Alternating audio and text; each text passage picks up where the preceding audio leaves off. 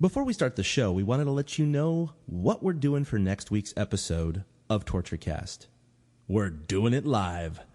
That's right, Giants fans. We're leaving the comfort of our isolated recording studios and streaming our podcast live on YouTube.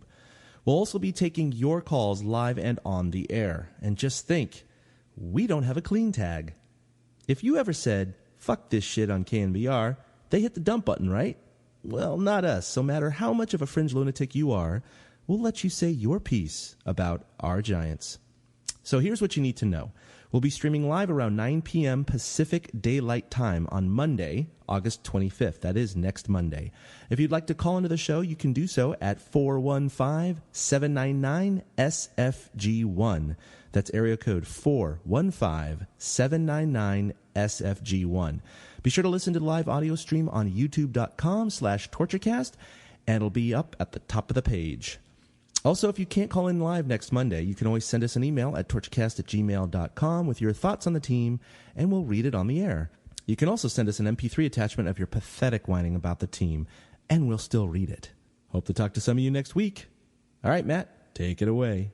Hey, this is Matt Cain with the San Francisco Giants, and you guys are listening to TortureCast. You're listening to a podcast by and for fans of the San Francisco Giants with hosts Willie Dills, Chad King, and Ben Lee. Let's go Giants! SF Giants! Let's go Giants! SF Giants! Dedicated to the greatest team in Major League Baseball history, the San Francisco Giants. This is TortureCast. We're standing on top, not gonna stop. We came to play, ain't slowing down. We're here to stay, and we're stomping on whatever's in our way. I'm feeling like a giant tonight. Welcome, everybody, to the TortureCast, the podcast by and for fans of the San Francisco Giants. My name is Willie Dills. This is episode number 67. There is actually apparently no player in Giants history with the number 67, so we're calling it the Doug Mirabelli +1 episode. You could also go with the Xavier Nady -1 episode. Xavier Nady -1. Xavier Nady was a minus, wasn't he? He was. I think that's pretty appropriate. Unfortunately. He was a great Padre, though. But that voice you hear is, of course, Chad King. He is my co-host. Welcome to the show, Chad. Thanks, Willie. Good to be back. Yeah, we haven't done a show since our bonus-sode that featured Veronica Belmont. Am I correct on that? That's right. Yeah, no, we haven't done a regular episode, I think, since me and Ben and Eric. Yeah, that was like three weeks ago or so. So well, we've had a rough go of it for a while, and I gotta say, as much as it saddens me to not do TortureCast week to week, a little piece of me was happy to not have to go over the pain and suffering I've been going through as a Giants fan in 2014. It's been one of the most insane seasons up to this point. I don't think I can remember a season where we've had such highs and such lows all in 1 year. And yet at this point, we're closer than we were in 2010 at this point. So there is that. I don't know how much consolation that gives anybody, but that's where we're starting from. 2010, we won the World Series. We were further back from the Padres at this point in the year than we are now. So that's weird, but that's where we are. Yeah, the Giants are only 3.5 back right now, and it's remarkable to think that they just won their first series at home and their first back-to-back victories at home since June. I mean, what the hell? Week of June. I mean, if you told me that, way back in June, oh man, this team isn't going to win back-to-back games at home until mid-August, I'd be like, that's it, they're done. There's no way they're going to even be close to being in the race. So it's a really odd statistic when you look at the Giants' home record this season. Yeah. Because that's always been a strength of this team, is the fact that we build the team around pitching, and we play in a pitcher-friendly park, and we tend to win more often there, right? Yeah, not this year. The pitching has not necessarily been the strength of the team and the way we're used to. The bullpen has still, even though it may not feel that way to people as they watch games, the bullpen is still effectively one of the best bullpens in baseball, which is weird to say, right?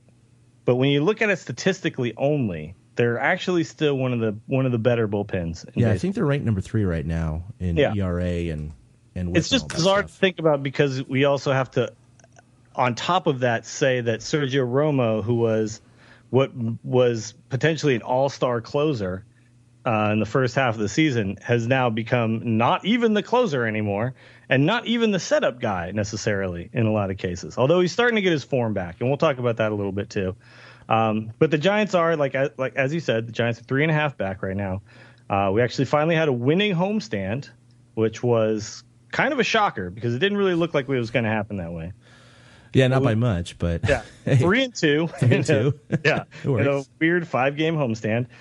So Giants made up a little ground. The Dodgers got swept. Who were they playing? Were they playing the Brewers? Milwaukee. Yes. They're playing the Brewers. So thank Milwaukee and the douchebags that are on that team for sweeping the douchebags in LA. It's just been a bizarre season. And we're kind of now getting on the back end of it. 40 games left, is it? 39? 39 games left. Exactly. So 39 games left, 3.5 back. Definitely doable. We're not out of it. And we are actually currently qualified for one of the 2 wild card slots. That is correct. So, there's worse places you could be as a San Francisco Giants fan. Plenty of people jumping off the bridge right now, and it's pretty sad to say.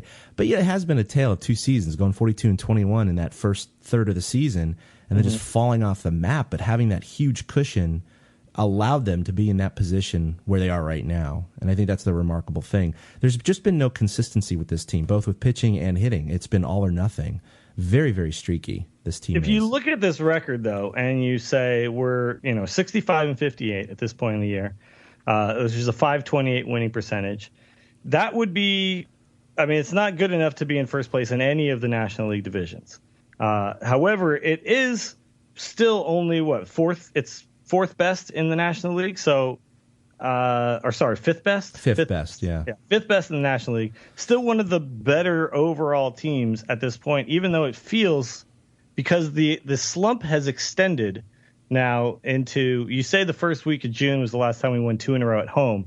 It's actually been that long since we've had since we've been a good team. We just have been a bad team for now going on 2.5 months, which the baseball season doesn't seem like it's long enough to allow for a 2.5 month long slump. No, I think that just shows you how much of a marathon that baseball is. 162 games. It feels like they've actually had a horrible season because all we remember is the last 2 months or 2+ months. Yeah, but and that's how baseball. You only really remember what just happened. Yeah, season is so long. So we're actually right now sitting on a 500 record at home, and I want to point something out to you though. The Dodgers are also 500 at home. They're 30-30. Yeah, we're 32-32. The Dodgers are 30-30.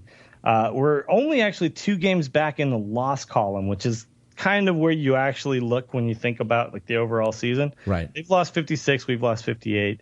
So, we've actually got a little bit of chance to pick up some ground just based on the number of games played as well. Mm-hmm. And going into those last 39 games, you pointed out in our pre-show here where we were just kind of talking that we're actually playing 24 of them against losing ball clubs. So the opportunity is there for the San Francisco Giants. It's just they have to take care of business. That's the problem. Recently they haven't been doing that, even against the weak teams. So they need to actually go out there, beat the teams they're supposed to, hopefully tread water with the 500 teams or with the above 500 teams. And I think it kind of bears a look at where they need to be to get into the postseason. I mean, how many wins do you think is I guess you could say a lock to get in, even at wild card? What do you think they have to shoot for? So currently, every first place team in the National League has 70 wins exactly. Yeah. Now, when you talk about you have about 40 games left, I'm going to assume that all of those teams are going to win 25 or so of those games, maybe 24. Yeah. So I'm still thinking you need to get into the like upper low 90s, which I think is 93, 92, gets you in. That gets you in at least as a wild card. That means the Giants are going to have to go 30-9 to get to 95. Yeah. So see, that's the thing, right? To win the West, that's not going to happen. Yeah. To win the West, I think you do have to get at least 92, 93 wins to even have a chance, and that's with LA kind of playing mediocre ball, right? Yeah. But if you figure, that means we have to have basically a 650 winning percentage or so coming into the stretch, and that's Not going to be easy to do. Not going to be easy to do, but they started the season like that. I think they need to shoot for 90. I think that's kind of their golden number. That will assure them a wild card spot. We don't want the wild card, of course, because it's just one fucking game and anything can happen. The wild card means that Bumgarner has to start the wild card game, meaning that you go into the next series and it's going to be Hudson or Vogelsong or Lincecum, or because it's not going to be Cain. Nope. So yeah, it's a funky place to be. Okay, let's real quick, because we haven't talked about this since it happened. Jake Peavy, right? Yeah. He actually looks decent. The man is getting, as he was getting with his previous team, absolute crap run support. He has replaced Cain as the new guy that we will not score for.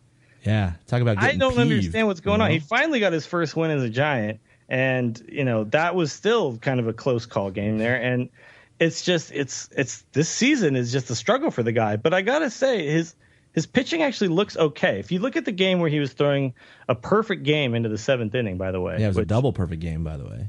Yeah, both of them. Well, they had just given up a hit the previous half inning. Oh, the previous half. That's so right. he was still sitting on a perfect game, and the hit that they got to start. So he goes from a perfect game to giving up 4 runs that inning, but the initial hit was on 1 out, and it was a ball that anybody but Michael Morse catches, right? I don't know if you remember exactly, but it was just a ball over Michael Morse's head. He got kind of a bad break on the ball. He's not fast enough to make up for a bad break on a ball. And if you had, say, Blanco or almost anybody outside, maybe Barry Bonds out in left field, right, he would have tracked this ball down. So that was a game. You just kind of throw that out the window and say, that's just one of those things that happens. It was such a close game. You're not at the point where you take Morse out, Whereas, now if like let's say we were up 1-0 or 2-0 in that game, maybe it's not Michael Morse out there. Maybe it's Gregor Blanco playing in left field at that point. Yeah. And he makes that catch and he throws a perfect game. It's possible. It could have happened. Yeah, but it just opened up the floodgates too after that. It really did. It really did. It's an unfortunate start to a Giants career that, unfortunately we gave up. It's going to be a short-lived Giants career. We know that. It's not going to last very long. No, not at all. At the most, we pick him up next year on a really cheap contract because he wants to play for Bochy. We know this. Mm-hmm. But he's basically a rental at best, and he would be a 4th or 5th starter anyway coming back for another season. We just needed, as soon as we knew Cain was not going to be around for the rest of the year, we needed somebody. We gave up a little too much for this guy.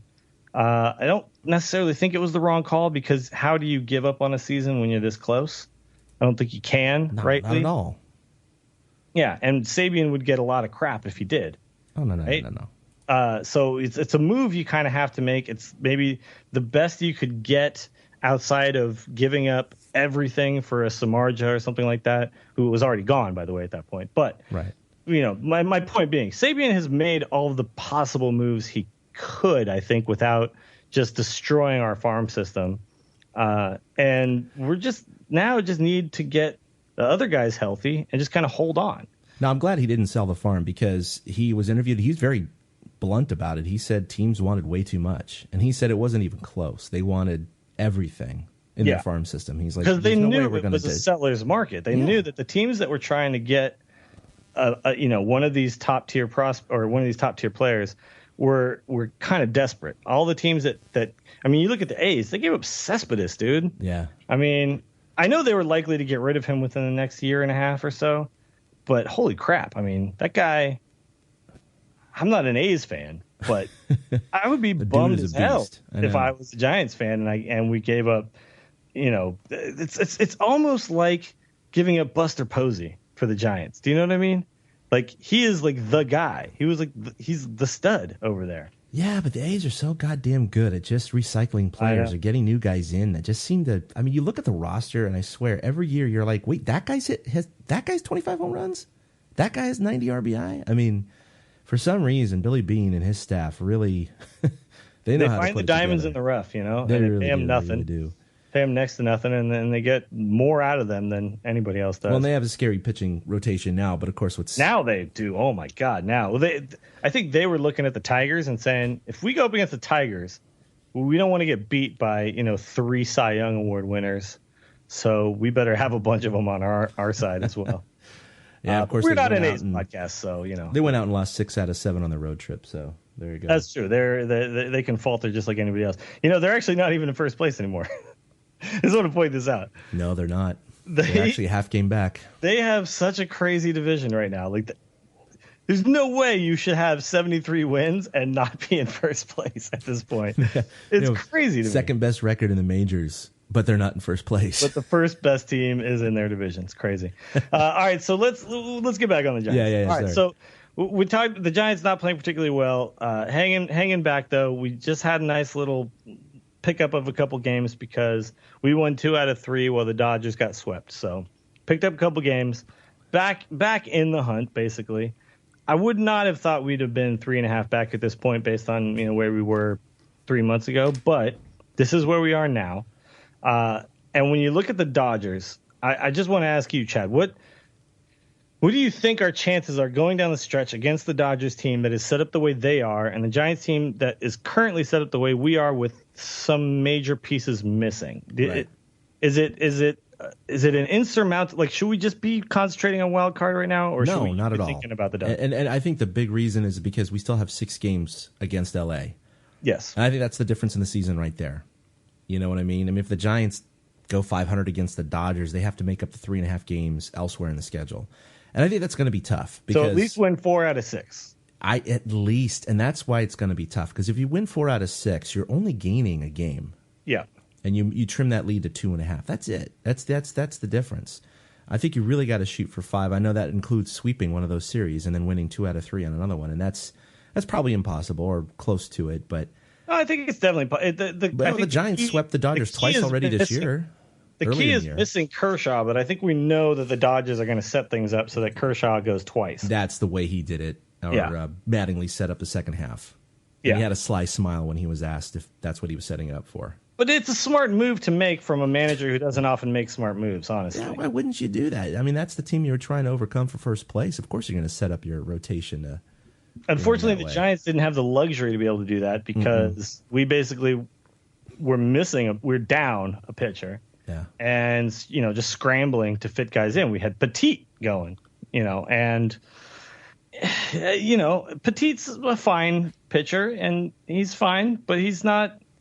When you put him up against some of the guys that the Dodgers can throw at you, so the Greinke's and the Ryus and stuff, it just doesn't match up.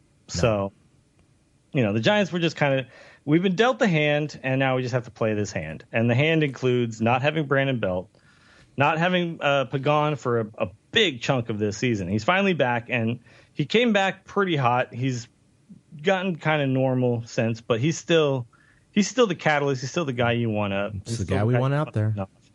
And the guy you want playing center field. Unfortunately, it looks like we may also have been dealt another blow with Panik, but the jury's out on what's actually going to happen there. It's only a dislocation. They set it back. It's a pinkie. It's not the biggest deal. It's on his glove hand, meaning, as long as he can open and close a glove, he should be okay. It's not going to affect his throws or anything like that. But it is a little sketch. It's a little sketch. You don't want a guy playing second base for you that might not be able to dive with reckless abandon, catch every ball coming at him, that kind of stuff, Yeah, no, I've sprained. I mean, I know he had a dislocation. I didn't have that, but I've definitely sprained fingers before while playing baseball. And I tell you, and I play second base. That was second and third, but primarily infield at second. And, just going for any ball, it catches the wrong part of the webbing or the glove. It's like blue balls for your fingers. I mean, it's just, it just brushes you and you're just excruciating pain. So diving to his left is going to be a big problem for him. Because he's going to land on that pinky. He's going to land on that pinky. Yeah. And you got to put that. I mean, when you're trying to make a play on a ball, you basically have to jam your glove into the dirt when you're diving to your left. You're landing on it with all of your weight basically at that point. So it's not an easy. It's something you can play through. It's not easy. He's young. Generally, younger guys can put up with a little more.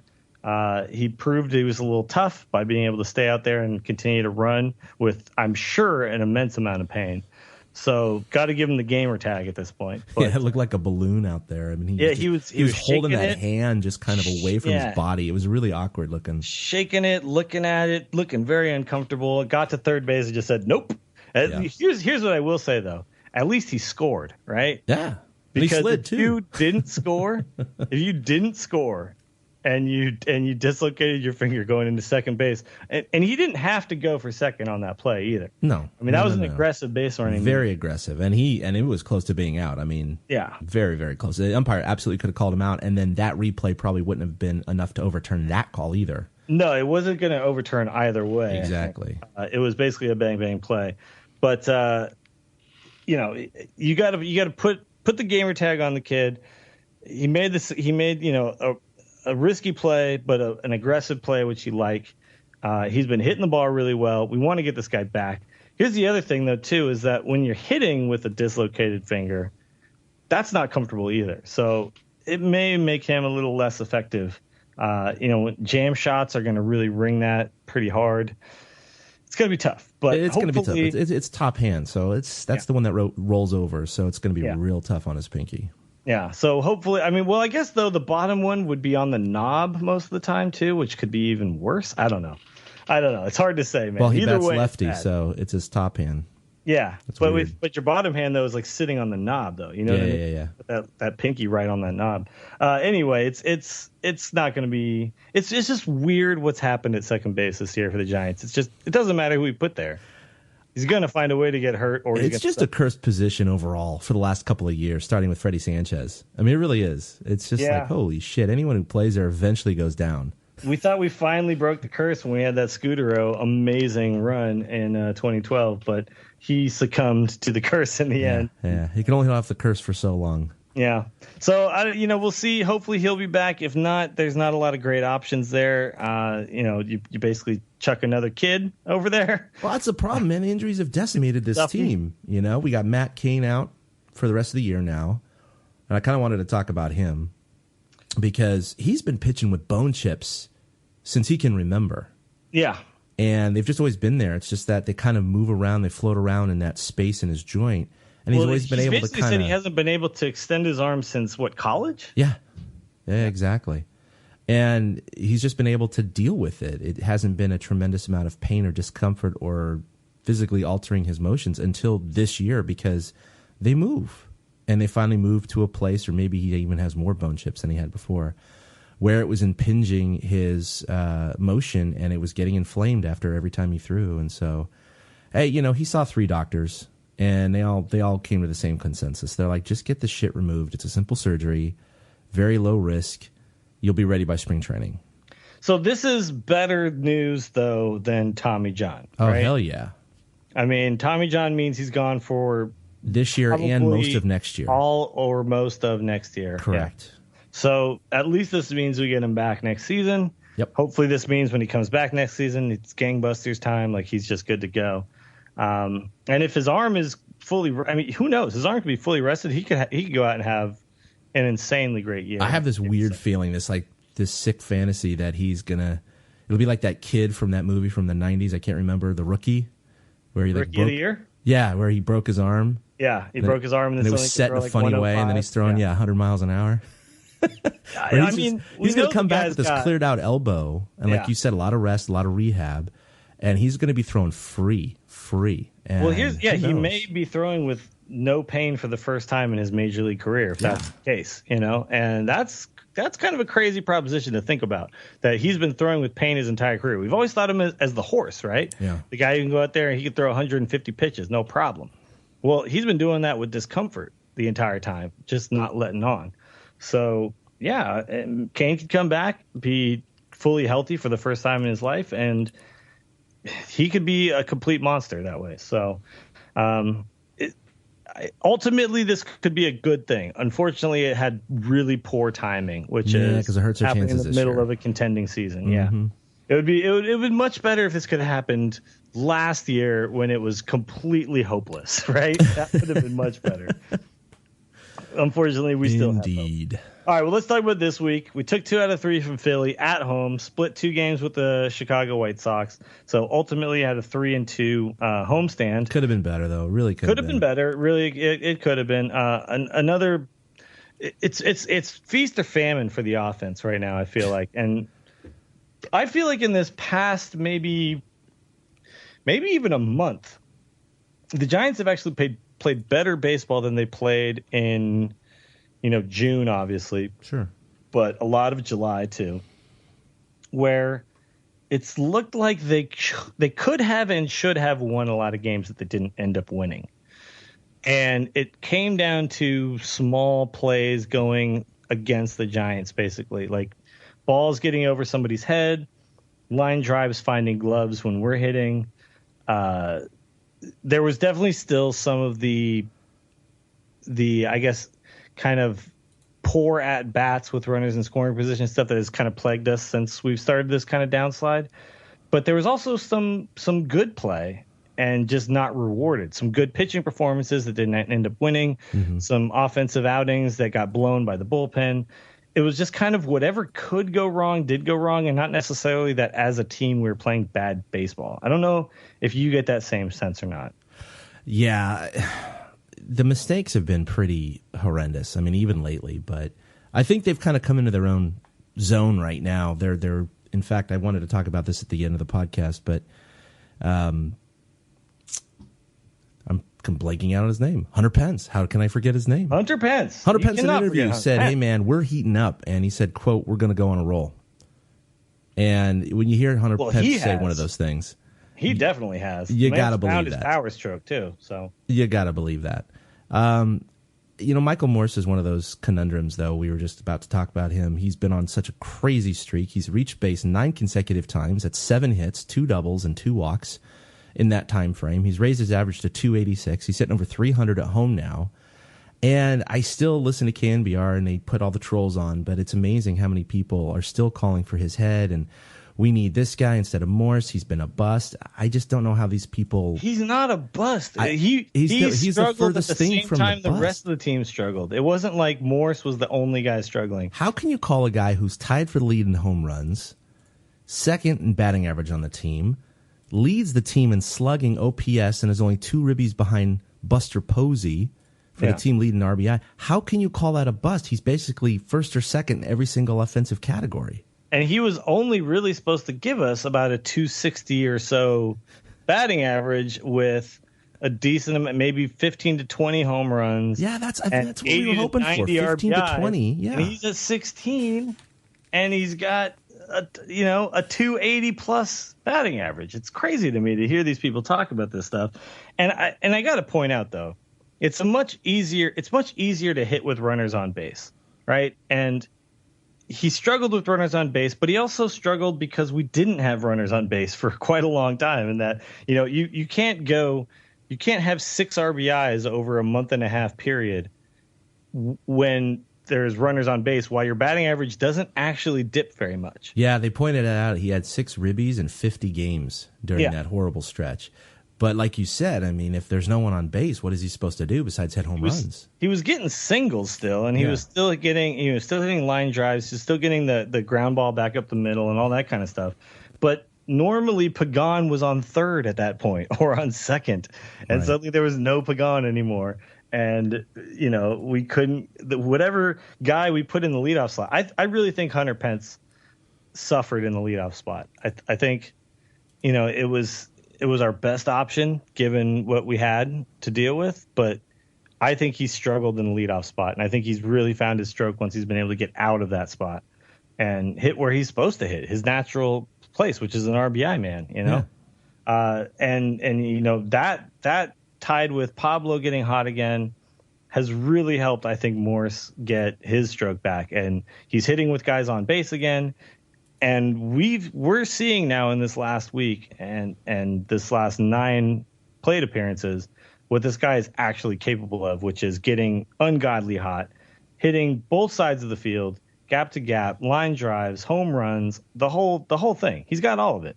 When he gets his stroke going, he's one of the better hitters in the game.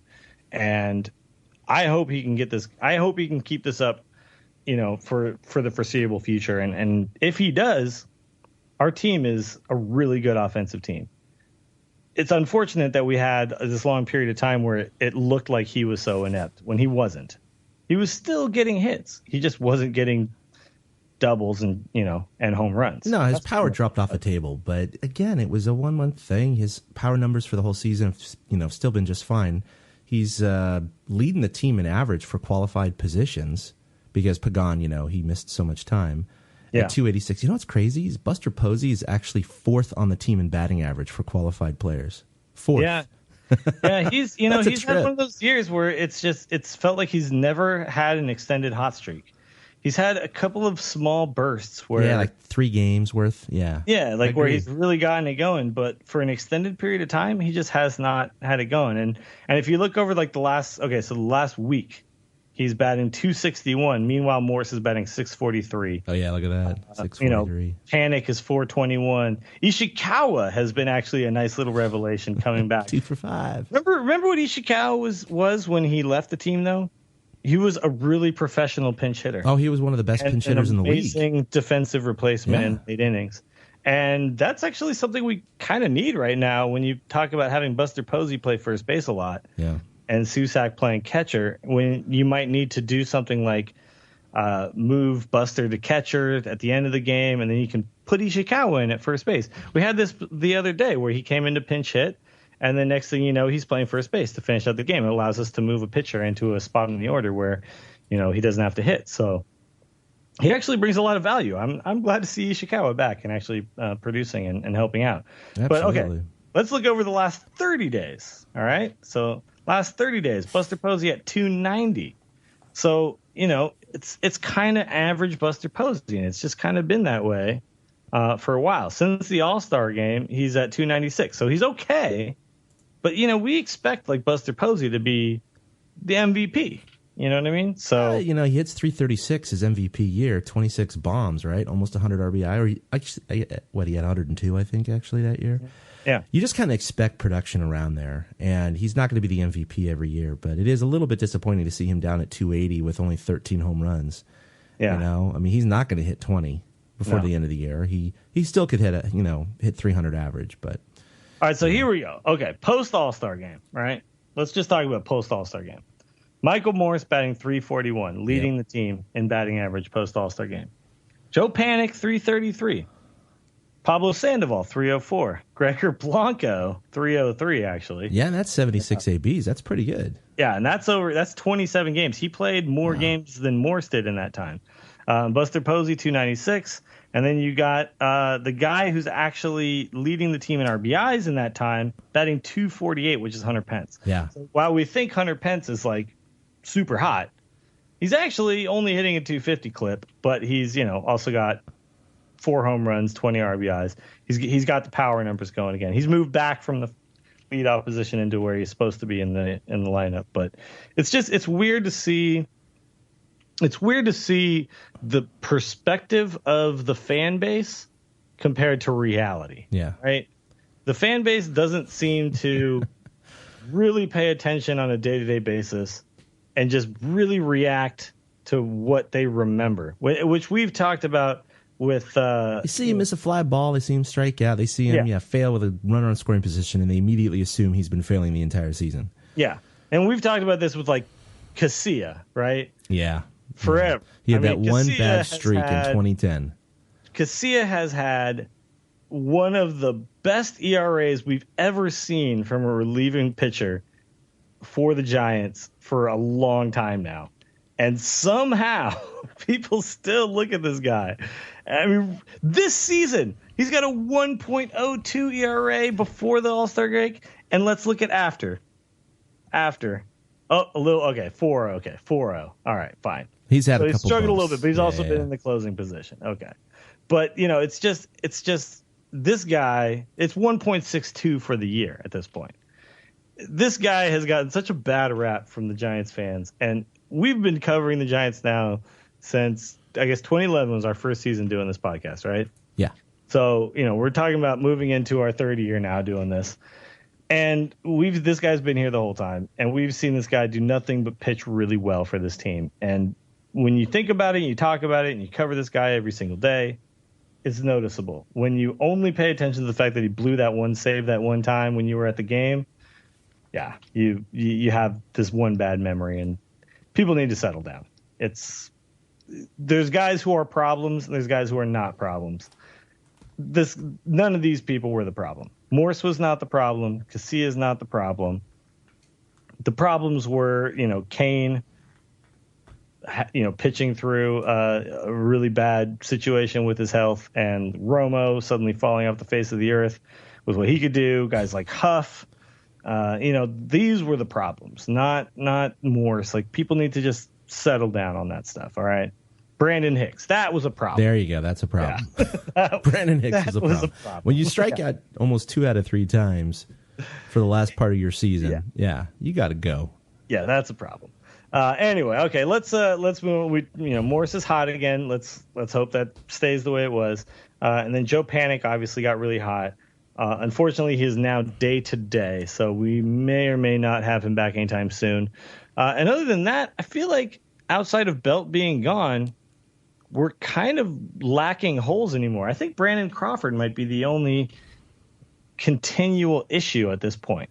Yeah, he's you'd expect him to be moving in a positive direction at this point in his career. So he did start the season in a positive direction. Yes. And he has since and not to say that he was hitting 300 or whatever. I don't even know what he was hitting before the All-Star break. Let's see. 240 before the All-Star break. Fine, whatever.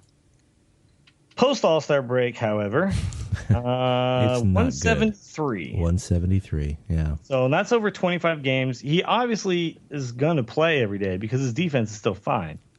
But yeah, it's a big hole when you got, even when and the problem right now too is he can't even bat 8th because there's other guys who should technically bat behind him, right? At this point, he might, Bochy might even want to pull a Tony La Russa and hit Bumgarner 8th when he's pitching. Hell yeah. And hit Crawford 9th.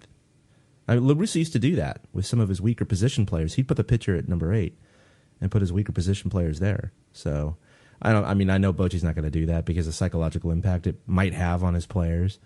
But at the same time, 173 since the break and 225 on the season. I mean, Jesus. Yeah, if it wasn't for his defense, he would have been long gone. Yeah, it's unfortunate. He's one of my favorite Giants, though, because he is, and he had such a power surge at the beginning of the season. Remember, he had like 6 bombs in the first month of the season, or whatever it was.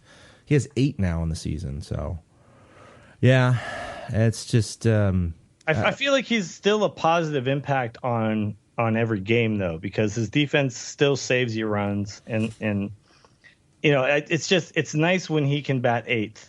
Like I feel like his spot in the Giants, if they can stay healthy, is to be one of the better 8 hitters in the league while giving you superb defense.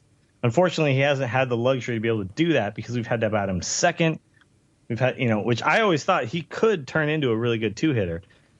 He hasn't proven that correct, but if he can bat 8th and give you, 220 doesn't sound so bad once you're 8-hitter, right? Still sounds pretty bad. Still sounds bad, but it's not, it doesn't hurt the team as much. And when he's having to bat 7 or 2, it's a huge problem. Huge problem. I mean, he's up to 1,507 at bats now for his career. Okay, 475 games. That's a pretty good sample size. We're getting up to 3 full seasons, and his career average is 237 right now. So, yeah. That's just the player he's probably going to be for his career. He's probably going to be no higher than 250 in any given season, unless he makes some dramatic changes or something just clicks, And that happens from time to time. But middle infielders, tend to kind of just stay where they are. They're good hitters or they're not. He'll be known as a defensive shortstop most likely. But man, I tell you what, if he could come around in the next year or two, what kind of boost that would be for the San Francisco Giants to have it would be amazing. A shortstop that hits 280, with 15 bombs. I mean, that would just be killer. Well, so like Omar Vizquel for a long time was this terrible hitter, right? And then at some point kind of found a way to be more of like a 250 hitter with the ability to bunt and do some things with the bat that helped the team. Yeah, he was a little bit better. If he could develop into his that, career. that would be fine. Fine. Yeah. That's okay. All right, they don't have another alternative right now anyway. No, we do not. We do not. Yeah. So it's not even a point that we need to be even talking about. All right. The big question is what's going on with Tim Lincecum? And this has been the big question on this podcast many, many times. What are you seeing, Chad? Just beating anything? I don't know. He's just a fascinating case. You know what I mean? He's just one of those guys. So bizarre. Yeah. you just keep pulling for him. He's just one of those icons of the Giants over the last few years. And he threw a no-hitter this year. And he threw a last no-hitter year. this year. And last year. 2 pretty bad years he's been having. And he hit that stride of 4 games where he allowed only 1 run over like 30-something innings. Yep. And everybody was like, he's back. He figured out how to pitch. I wrote an article about it. I was looking at his pitch breakdown. His pitch selection was totally different. You know, I was like, maybe he figured something out. And he came out for that relief appearance in that extra inning game against Philadelphia. Remember that? That was actually the beginning of the end. That was the beginning of his slide. And I'm not saying it has anything to do with it. I really do think it's just coincidence. But it is funny how people were talking about that outing saying, oh, that's his first career relief appearance in the regular season. That's his first career save. Oh, that's going to affect him psychologically. Next start, next start, next start. So, again, I don't think it has. I think it is just coincidence. But at the same time, what did he discover in those 4 starts that he's now lost in his last, 5 or 6? His ERA had actually gotten all the way down to about a 3.6 on the year, which is astounding. Yeah. But he's right back up to a 4.5 now. It's to me, it feels like the fastball location, because when he, his breaking stuff and his changeup, which is actually a splitter and all that stuff, that kind of tends to do what it does, which is, you throw it down, it falls in the dirt. That stuff hasn't really changed. But it's the inability to throw a strike on the first pitch with a fastball. Yeah. And then he gets kind of stuck in, I need to get this fastball over on this first pitch, and I miss with it. And then the next batter, I miss with it. I'm 0-1. I can't freely throw my breaking stuff.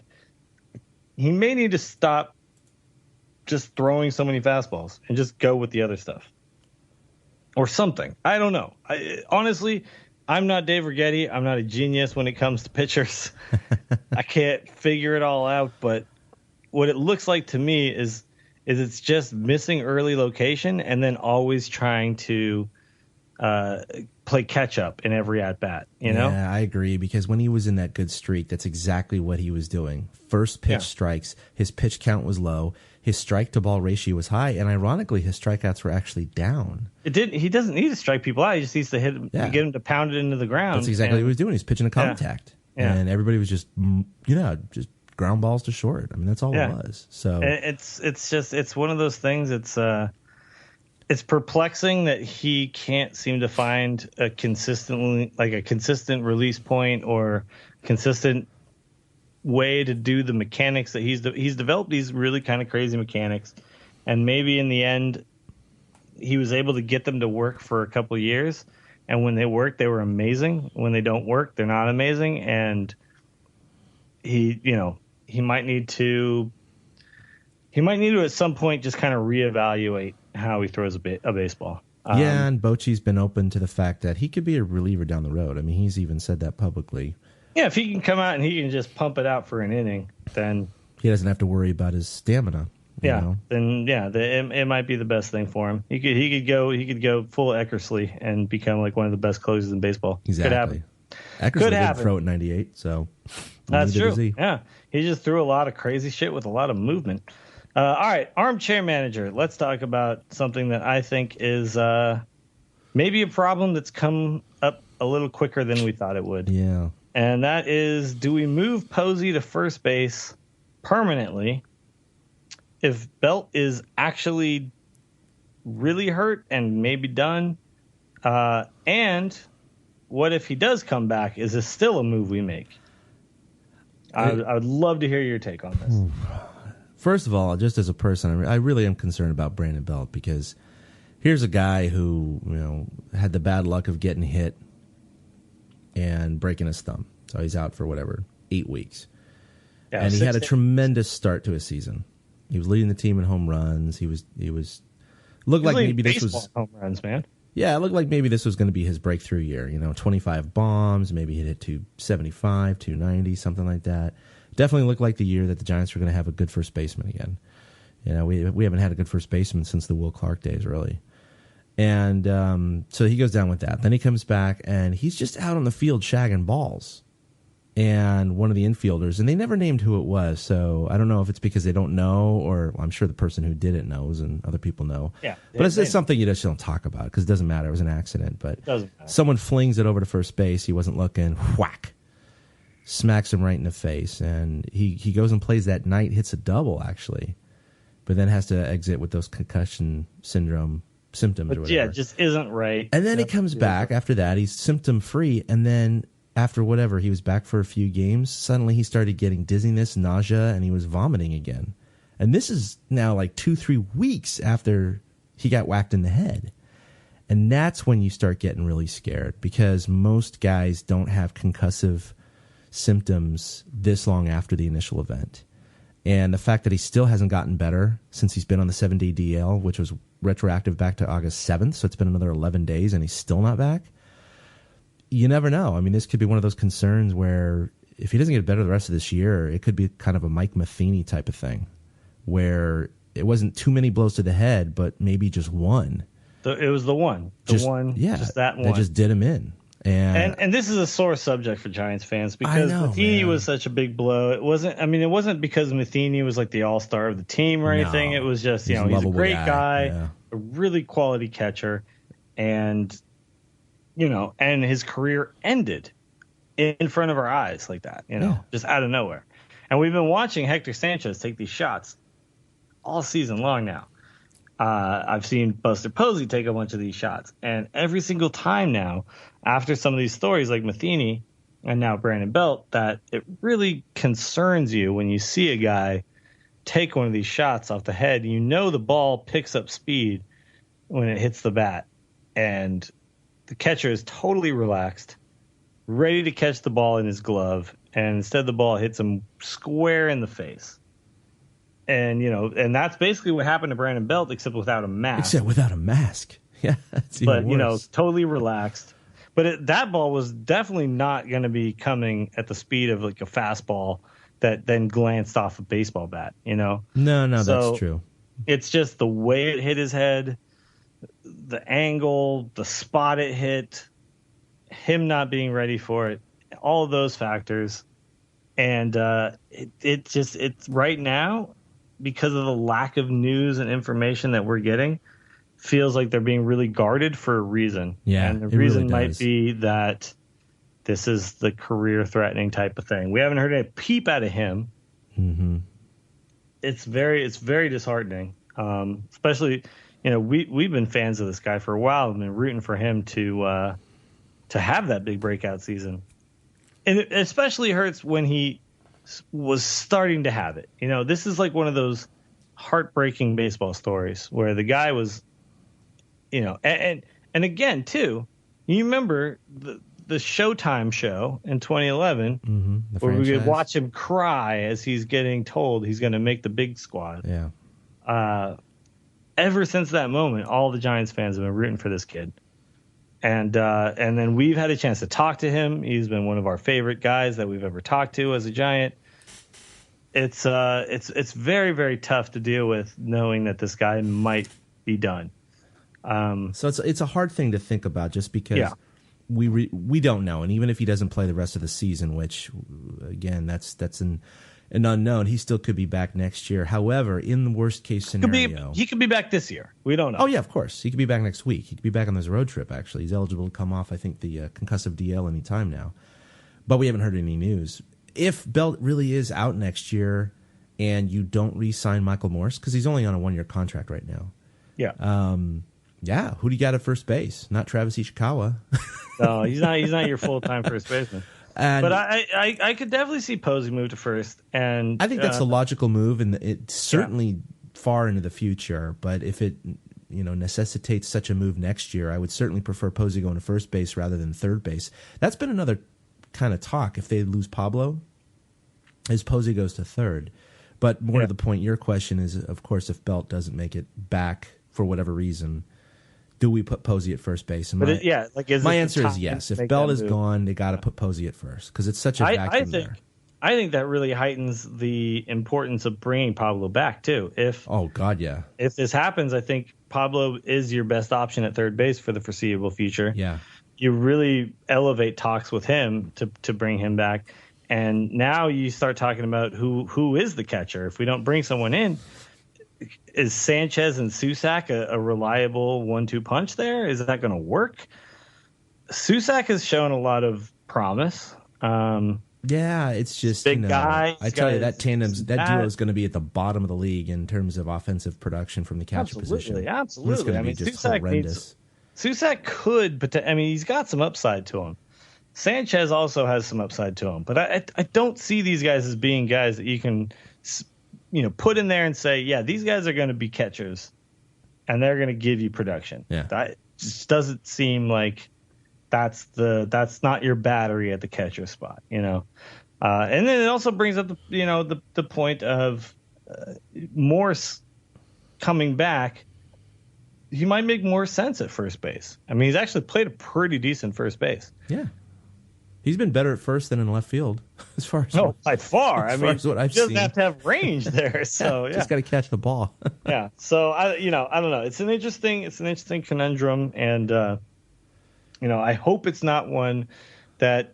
I hope it's not a decision that gets made based on people and their health. Yeah, I don't think anyone really thought about it when he first got hit. It's like, oh, he got hit in the head. Oh, he's concussion now. Oh, okay. Well, he'll be back soon. But then to go back out on the shelf. Yeah. Without even getting hit again, then you're just like, oh, shit. Yeah. And, I actually did a lot of research into it because I was curious on how often that happens. And it's actually very rare for a player who has had a concussion to have symptoms reoccur that far down the road after one event. So that's, Yeah. It's touch and go right now. All right. New favorite guy time. Let's do it. All right, we talked about him earlier, Joe Panik. I do like the way he's playing the game right now. Real heads-up, aggressive baseball. Like we said earlier, he kind of earned the tough guy award for staying on the base paths with the dislocated finger. It looked like he had his hand in a cast. He just didn't even want the wind to blow it. Even Kruko was talking about how he's not looking forward to when that batting glove has to come off because of just the pain that he was experiencing at the time. He could have been pulled out of the game right there, and I think most players probably would have. But here's a rookie who's fighting to stay on this team. He's like, well, shit, I don't need my hand to run the bases.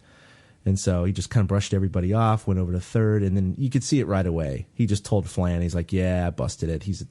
And you could read his lips. He said, he can run, but he can't hit. So, they let him score. He's fine, whatever. He goes out. So, honorable mention, though, is Andrew Susac. He threw out Ben Revere trying to steal second, and that was only the fourth time that Revere has been thrown out in 38 stolen base attempts. So, kudos to the rookie for throwing him out. He had a game earlier, I think maybe even 2 or 3 days before, where he had 7 bases stolen on him. So that was kind of a big moment for him. Yeah, there was a little redemption, at least, to try to get one of the top base stealers in the National League. Yeah, that was what team was that they set? Oh, it was the Royals. Yeah, they which set honestly, though, the franchise record, for 7 stolen bases in a game. It was he was not getting any help from his pitching staff, so whatever. I'm not going to put that on the kid. All right, I'm going to go with Michael Morse because someone has to, and the guy is ungodly hot. 9 plate appearances in a row. He's reached base. I believe there's a record for that. Don't know what it is. I think it's DiMaggio who has it. Really? Yeah. Let's see. Most plate appearances, reaching base, most consecutive. Let's see. I really want to find out what this is, because and it's not that much too, because it's a tough one. Oh, it's a totally tough one. Consecutive plate appearances reaching base. Oh, here we go. Ted Williams. This is the official one. It's 16. Wow. So 7 more times. Jesus Christ. You got this, buddy. That? You got this. The unofficial one is Earl Averill for the Los Angeles Angels in 1962. But I don't know why that's unofficial. That's weird. Anyway, Ted Williams. So, there you go. Michael Morse, you got it. You got him in your sights, buddy. Let's do this. Damn. All right, let's hate on some people. I'll start off here. We're going to hate 7 times. We're going to hate on Jimmy Rollins, even though we don't actually hate Jimmy Rollins. Bay Area native, man. Yeah, but I'm just going to hate on him because that little block move he made is actually kind of why Panik's the finger got hurt, I think, Yeah, because yeah. he kind of took him at, he hit him right in the shoulder with his shin. And, I know he's just making a play on the ball, but I don't know. It kind of sucked, man. Yeah, no, I mean, God, looking at the replay, it looked like his shoulder was That's what the was going to thing. get I was hurt. confused. I thought it looked really bad because of his shoulder, not his pinky. Yeah. Yeah. That's a veteran move, That's all I Yeah, can well, say. it's like you're allowed to block Yeah. the second base. Yeah. So. Yeah, I just can't do that at home. All right, so I'm going to hate on Yaseil Puig. And, we hate on this guy every day. We hate on him every week. As we should. There's just not a time where he should not be in this list. It just shouldn't be. But I think he should just be the permanent addition. Like, we'll hate on 3 guys or whatever when Ben's here. Yeah. And then we'll just also all collectively hate on Puig at the end. he'll just be our collective hate. Mm-hmm. Yeah, okay. No, I really hate the way the guy plays the game. I mean, yeah, he can be aggressive, stretching singles into doubles, and he has a hell of an arm. The guy is a talent, no doubt. But I would love to see that talent in more of like a Buster Posey kind of attitude, I guess. Just a quiet respect for the game, do your job, don't make it a show. But what he did to Albert Pujols the other day was fantastic, where actually Albert Pujols was on first, and there was a fly ball hit to deep center, and Puig does his little nonchalant, puts his glove down at his hip, so he kind of catches it trash can style, and wasn't even paying attention to Albert Pujols, who is not fleet of foot. And he tagged up from first and went to second. And to see Puig panic once he saw him take off, that was just a thing of beauty.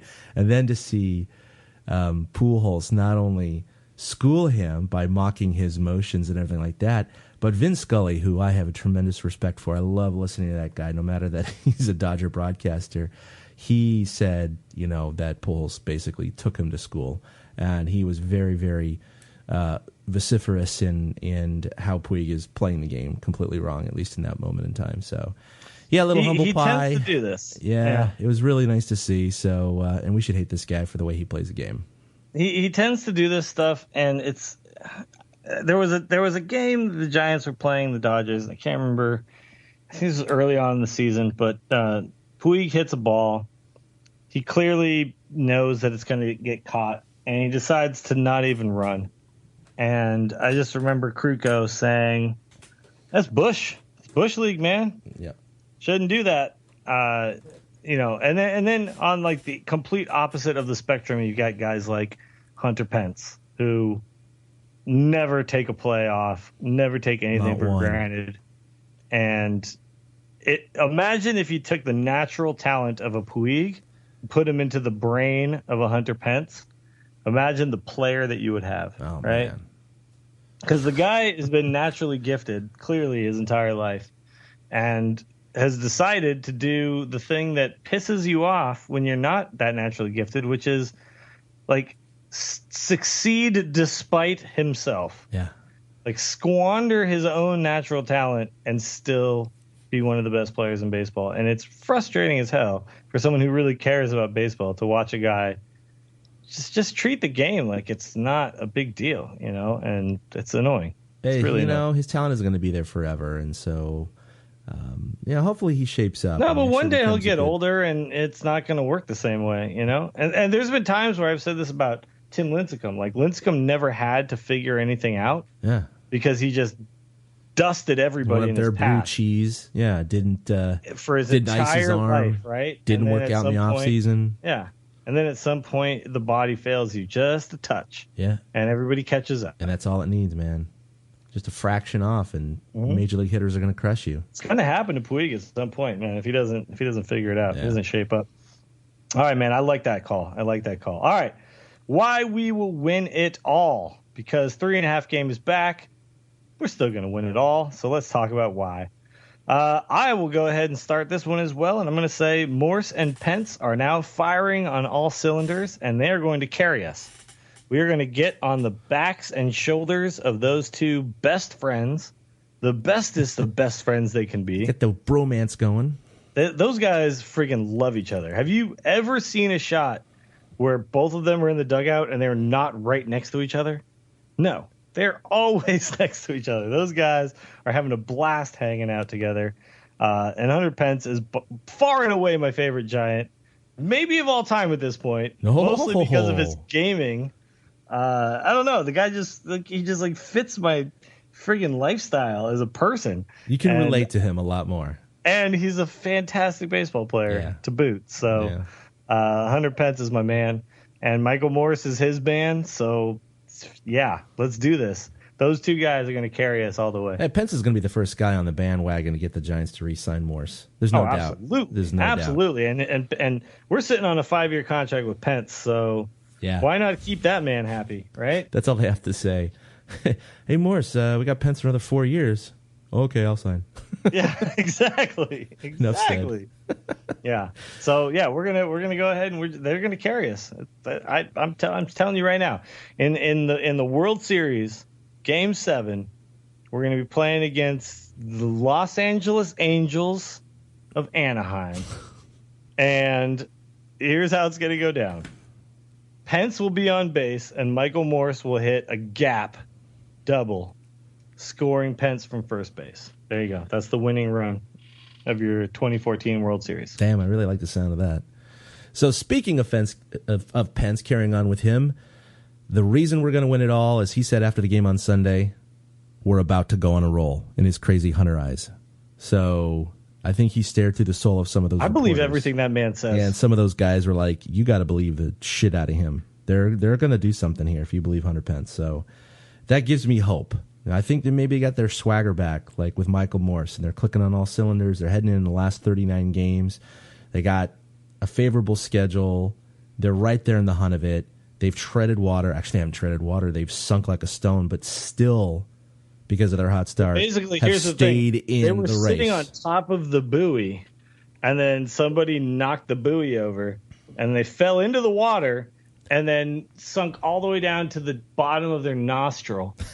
And now that's where they've caught their sit. breath, and they're ready to ascend the buoy once again. So, yeah, they're going to do this. These are some damn good stories we're telling right now. I really hope that one of these comes true. I like this. We'll go for that. We'll go for that. All right. Giants are going to win it all. Everybody heard it here first. All right, that's going to do it for episode 67, the Doug Mirabelli +1 episode of TortureCast. I want to thank everybody for tuning in. We've actually been gaining numbers recently, and I saw a few posts on the SF Giants subreddit that people were wondering, what podcast do you listen to? And TortureCast was like the number one thing everybody knew about TortureCast. No kidding. Yeah, so I really appreciate anybody who listens to us on the Giants subreddit. If you do listen to us, go. One of you guys is a SF Giants subreddit guy. Go in there and post about how good this is, and tell everyone to come listen to this. I know we haven't been as consistent as we should be, and that's mostly my fault. I've been. You're a busy man. A little busy with other things, but I'm trying to cut down on some of the other things so I can make time for the things that I want to do, this is one of those things. We only got 6 weeks left in the season here, so and this is one of the things that rally time.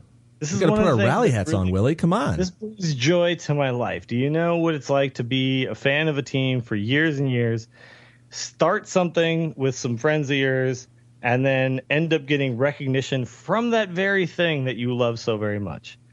It is a good feeling, and the San Francisco Giants, their organization has been very kind to us. We get to go to press box. We get to interview players. We get to do all that cool stuff.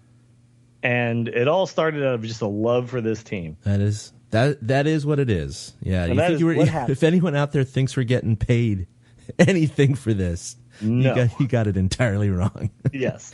However, if there is any sponsor out there that would actually, like to sponsor I got to show. talk to you about something after the show. So, all right. So anyway, I'm going to just say we love the Giants very much. We love the Giants subreddit community very much. I am a member. I take my pants off when we win games, dude. That's I get it.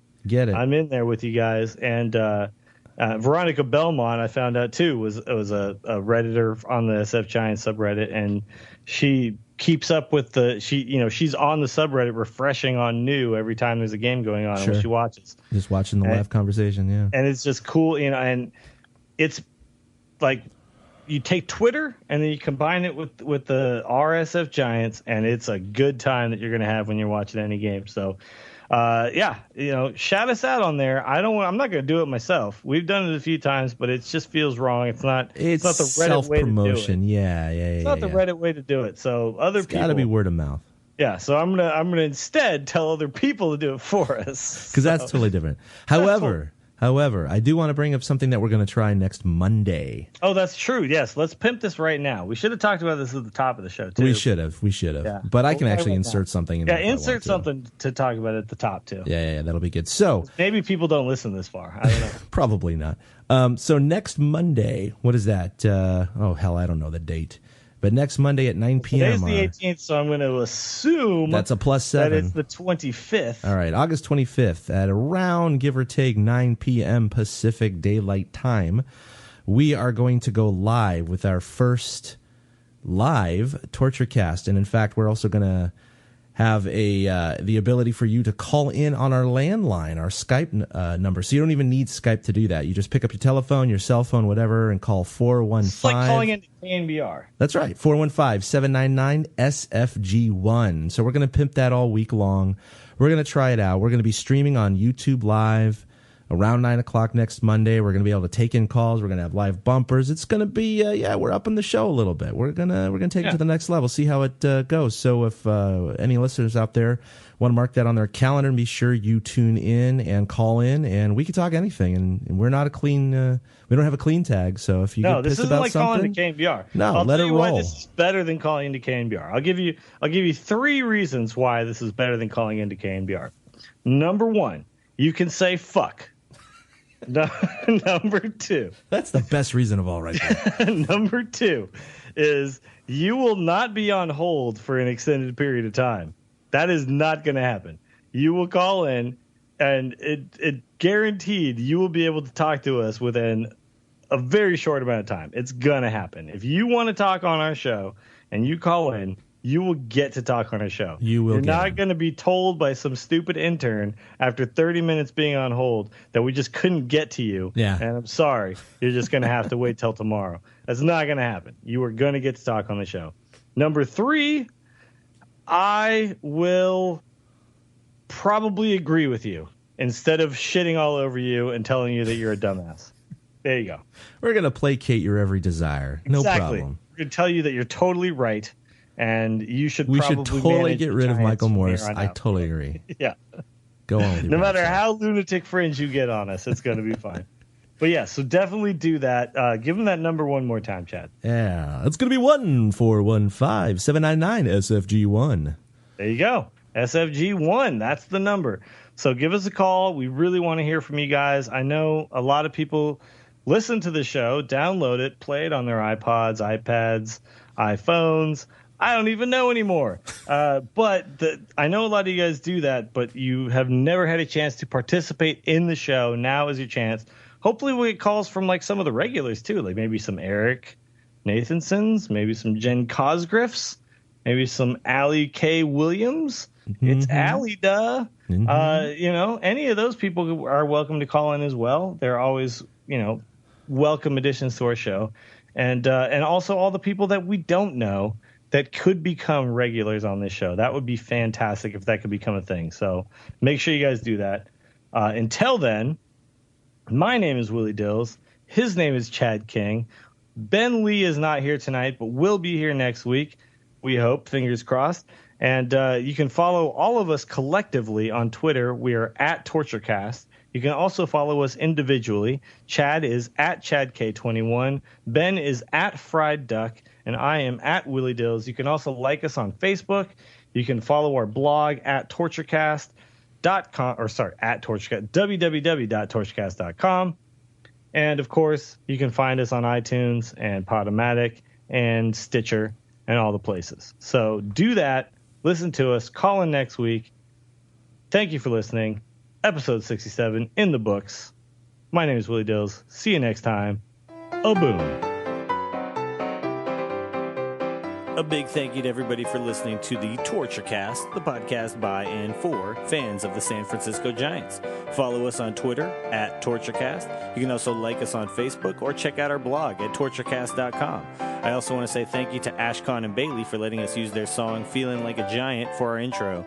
For Ben Lee and Chad King, my name is Willie Dills saying, we'll see you next time.